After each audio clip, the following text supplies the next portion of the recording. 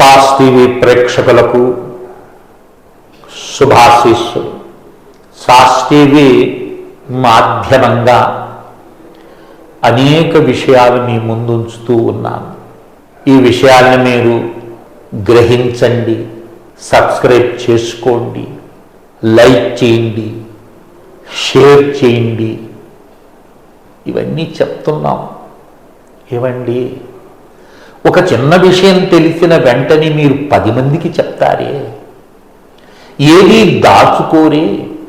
మేము పలానా దాంట్లో పలానా యూట్యూబ్లో ఇది చూసినామని అని మీరందరూ చర్చించుకుంటూ ఉంటారు. ధర్మ ప్రచారం దేనికి చేయరు. ఏది ధర్మమో ఆ ధర్మాన్ని నువ్వు రక్షిస్తే ఆ ధర్మం నిన్ను రక్షిస్తుంది. అట్టిది ప్రత్యేకించి చెప్పాలా? ఈ చెప్పినటువంటి విషయాన్ని 10 మందికి షేర్ చేయండి. మీరే మీకు ధర్మాన్ని 10 మందికి తెలిపే బాధ్యత నీకు లేదా? నానాటికి సనాతన ధర్మం ఎంత దుస్థితికి గురి అవుతుందో మనందరికీ తెలుసు. మనలో ఐక్య భావం లేదు. మన భక్తి శ్రద్ధలన్నీ షేర్ చేసుకునేదానికే వినియోగిస్తున్నాం. ఆ షేర్ కూడా ఏమిటి? అనవసరమైనటువంటి విషయాలను మనం చూస్తూ ఉంటాం. కానీ ధర్మబద్ధమైనటువంటివి, ఎందుకంటే శాస్త్రము అనంతమైనటువంటిది. ఇదంతా నాకు తెలుసు అని తెలిపేటటువంటి మనగాడే లేడు. కనుక శ్రద్ధాభక్తులతో మీరు గ్రహించినటువంటి ఈ ధర్మ సూక్ష్మాలను, ధర్మానుష్ఠానం 10 మందికి తెలపండి. వారి చేత అనుష్ఠానం చేపించండి. మీరు తరిస్తే ఎంత పుణ్యం ఉంటుందో ఇతరులకు కూడా చెప్తే అంతే పుణ్యం మీకు రెట్టింపు లభిస్తుంది. ఎందుకంటే ధర్మ మార్గాన్ని చూపించిన వారవుతారు. చూడండి, మనుష్యుడు అనేటటువంటి జన్మకు 3 విధాలైన రుణాలు తీర్చుకోవాలి. ఒకటి పితృ రుణం, రెండవది దైవ రుణం, మూడవది ఋషి రుణం. ఈ 3 రుణాలు తీర్చుకోకపోతే పిశాచగ్రస్తమైన జన్మ లభిస్తుంది. నిన్ను కన్నవారికి, ఈ దేహాన్ని నీకు ఇచ్చినటువంటి వారిని కృతజ్ఞతాపూర్వకంగా ఆరాధించు. నువ్వు అనుభవించే ప్రతి సుఖ దుఃఖాలకి ఈ శరీరమే కదా మూలము. మరి ఈ శరీరాన్ని అందించినటువంటి వారికి కృతజ్ఞత కోసంగా నమస్కరించి వివాహాది కార్యక్రమాలు చేసుకొని సంతతిని మనం కల్పించినట్లయితే పితృరుణం తీరుతుంది. గాలి, నీరు, వెలుతురు ఇవన్నీ కూడా, పంచభూతాలన్నీ కూడా దైవాధీనంగా ఉన్నాయి. కనుక ఈ దేవతలకు మనం కనిపించినటువంటి ఈ దేవత శక్తికి నమస్కార పూర్వకంగా యజ్ఞ యాగాదుల ద్వారా, హవిస్సుల ద్వారా వారిని సంతోషం పెట్టినట్లయితే దైవ రుణం తీరుతుంది.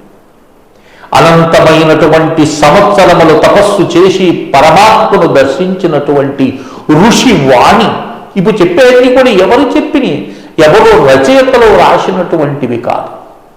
నేను చెప్పే ప్రతి అంశము ఋషి చెప్పినటువంటి అంశమే మీకు అందిస్తున్నా. దీనివల్ల ఏమవుతుంది? ఋషి రుణం తీరుతుంది. ఋషి రుణం తీర్తి జ్ఞానం ప్రకాశిస్తుంది. కనుక ఈ విషయాన్ని దృష్టిలో ఉంచుకొని ఈ సాస్ టీవీ మాధ్యమంగా మీరు గ్రహించే ప్రతి ఒక్క విషయాన్ని 10 మందికి తెలిపేటటువంటి ప్రయత్నం చేయండి. ఇందులో మీకు ఏముంటుంది? ఒక్క షేర్ చేయటమే కదండి. అంతకు మించి ఏమన్నా అర్థిస్తున్నావా మీ నుండి? లేదే. అది అర్థం చేసుకోండి.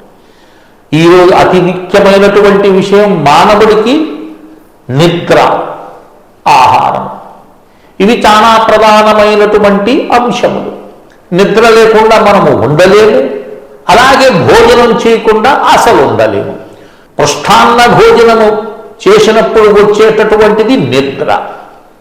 కనుక ఈ నిద్ర భోజనాన్ని ఎలా చెయ్యాలి అనేది ఇక్కడ మనకు శ్రీ మహాభారతం, సంస్కృత మహాభారతం అనుశాసన పర్వంలో 104వ అధ్యాయంలో ఇక్కడ మనకు 48వ శ్లోకము అలాగే 57వ శ్లోకంలో నిద్ర గురించి ఆహారం ఎలా స్వీకరించాలో అనే అంశాన్ని ఇక్కడ ప్రస్తావన చేస్తున్నాడు. కనుక ముందుగా మనము భోజనాన్ని ఏదో ఒక దిక్కులో కూర్చొని భోజనం చేస్తూ ఉంటాం.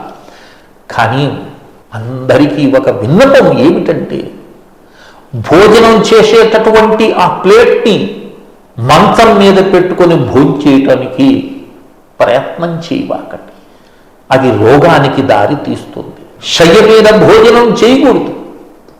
కానీ నేటి కాలంలో అనేక మంది అలా ప్రవర్తిస్తున్నారు. మరొకటి కూర్చొని ఒళ్ళో పెట్టుకొని భోజనం చేస్తున్నారు ఆ యొక్క ప్లేట్ని. అది కూడా ఎందుకంటే పృష్ఠభాగం పెట్టుకున్నప్పుడు మన యొక్క ఆ భాగం అనేటటువంటిది ఆహారానికి తగలకూడదు. అందుకని ఒళ్ళో పెట్టుకొని భోజనం చేసేటటువంటి వారు, మంచం మీద కూర్చొని భోజనం చేసేటటువంటి వారు దరిద్రానికి అతి దగ్గరగా వెళతారు. ఎప్పుడు చూశారండి అందరూ బాగున్నారే అనిపిస్తుంది, కానీ ఆ ఫలితం అనుభవించే తీరా. ఇక ఆయుష్యం ప్రాన్ముఖో భుక్తేయస్య దక్షిణాముఖం ధాన్యం పంచాన్ముఖో భుక్తే ఋతం భుక్తే ఉధన్ముఖగా. ఏమంటున్నాడు? తూర్పుముఖంగా కూర్చొని భోజనం చేసినావంటే అది నీకు ఆయుష్ని మనకు ప్రసాదిస్తుంది. దీర్ఘమైనటువంటి ఆయుష్ లభిస్తుంది. భోజనం చేసేటప్పుడు ఇవన్నీ చెప్తే మీకు ఎబ్బెట్టుగా ఉంటుంది. కానీ పూర్వం భోజనం చేసేటటువంటి వారు మౌనంగా బ్రాహ్మణాది కుటుంబాల్లో ఆచమనం చేసుకొని భోజనాన్ని గ్రహించేటప్పుడు ఒక వైశ్వానర యజ్ఞంగా భావించి భోజనం చేసేటటువంటి వారు. ఎందుకంటే అన్నాద్భవంతి భూతాన్ని పర్జన్యో అన్న సంభవాహని గీతాచార్యుడు చెప్తారు. అన్నం వల్లనే అన్నీ కలుగుతున్నాయి. కనుక అన్నం అనేటటువంటిది ఎంతో పవిత్రంగా గ్రహించాలి. అన్నాన్ని నిందించకూడదు. ఇలాంటివన్నీ ఉన్నాయి. కానీ ఇవన్నీ చెప్తే మీరు వీడియో పెద్దదవుతుంది, చూడలేరు. కనుక తూర్పుముఖంగా కూర్చొని మీరు భోజనం చేసినట్లయితే మీకు ఆయుష్ పెరుగుతుంది. ఇక దక్షిణముఖంగా కూర్చొని భోజనం చేస్తే కీర్తి ప్రతిష్టలు లభిస్తాయి. అలాగే పశ్చిమముఖంగా కూర్చొని చూడండి, ధనలక్ష్మి కోసంగా ఉపాసన చేస్తుంటారు. ధనాన్ని పొందాలి అని ధనలక్ష్మిని ఉపాసన చేసి ధనాన్ని పొందాలి అనేటటువంటి కాంక్షతో లక్ష్మీ అనుష్ఠానాలు నేను పూర్వం కూడా అనేకమైన చెప్పి ఉన్నాను. ఇక్కడ లక్ష్మీ అనుష్ఠానం చేసి ధనాన్ని కోరుకునేటటువంటి వాడు గుర్తుంచుకోవాల్సినటువంటి విషయము పశ్చిమ ముఖంగా కూర్చొని వాడు ఉపాసన అయ్యేంత వరకు కూడా పశ్చిమ ముఖంగా కూర్చొని భోజనం చేస్తే ధనం అనేటటువంటిది లభించి తీరుతుంది.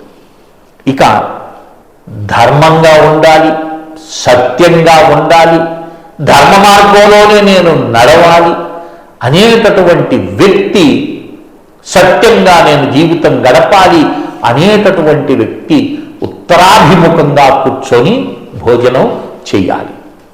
అర్థమవుతుంది కదా? కనుక ఈ 4 దిక్కుల్లో కూర్చొని భోజనం చేస్తే ఎలాంటి ఫలితం కలుగుతుందో నీకు వివరించాను. ఇక నిద్ర. ఈ నిద్ర మనం ఎలా నిద్రించాలి అనేది ఇక్కడ చెప్తున్నాడు. ఉదక్షిరాల స్వపేతుపద ప్రత్యక్షిరాల ప్రాం శిరాస్తు స్వపేదం విద్వాన్ అథవా దక్షిణా శిరా దక్షిణా శిరా.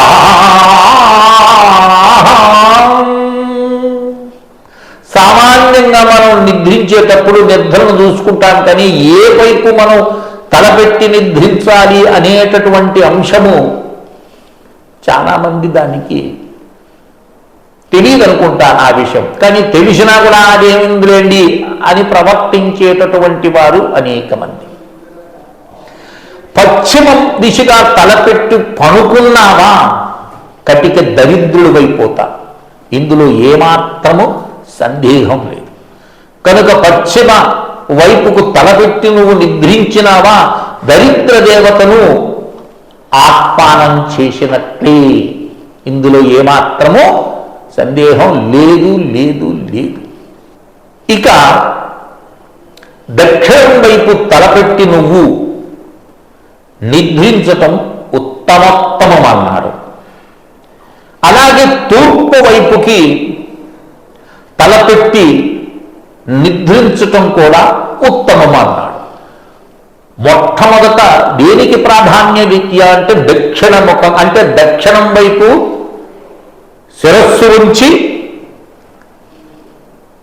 నిద్రించటం, లేదు వీలు పడలేదు ఉత్తరం వైపుకి తల ఉంచి నిద్రించటం అనేది శ్రేష్టమన. దక్షిణము తూర్పు గుర్తుంచుకోండి. లేదండి కుబేరుడు ఉండేటటువంటిది ఉత్తర దిక్కు కాదండి, కనుక ఉత్తర దిక్కు మేము తలబెట్టి పడుకున్నాము, కాళ్ళు దక్షిణం వైపుగా ఉన్నట్లయితే వాడు కూడా ధనహీనుడైపోతాడు. ధర్మరాజు ఉండేటటువంటి స్థానం దక్షిణం వైపు, ఆ దక్షిణం నువ్వు తలబెట్టుకొని నిద్ర లేగానే నువ్వు చూచేటటువంటి దిక్కు ఏ దిక్కు? ఉత్తరం వైపుకు చూస్తా. ఈ ఉత్తరం వైపుకు చూచిన వెంటనే నీకు కుబేరుడి యొక్క అనుగ్రహం లభిస్తుంది. దీనికి చాలా సైంటిఫిక్ రీజన్ ఉంది, నేను అంత విశ్లేషణ నేను చెయ్యటం లేదు. కనుక ప్రేక్షకులందరూ కూడా ఈ విషయాన్ని గ్రహించి నిద్రా భోజనం ఎలా చేయాలో అన్న విషయాన్ని మీ ముందు ఉంచినాను. దాన్ని గ్రహించి ఈ వీడియోని అందరికీ కూడా షేర్ చేయండి, సబ్స్క్రైబ్ చేసుకోండి. అనేకమైన మంచి విషయాలు మీకు మీ ముందు ఉంచుతున్నా.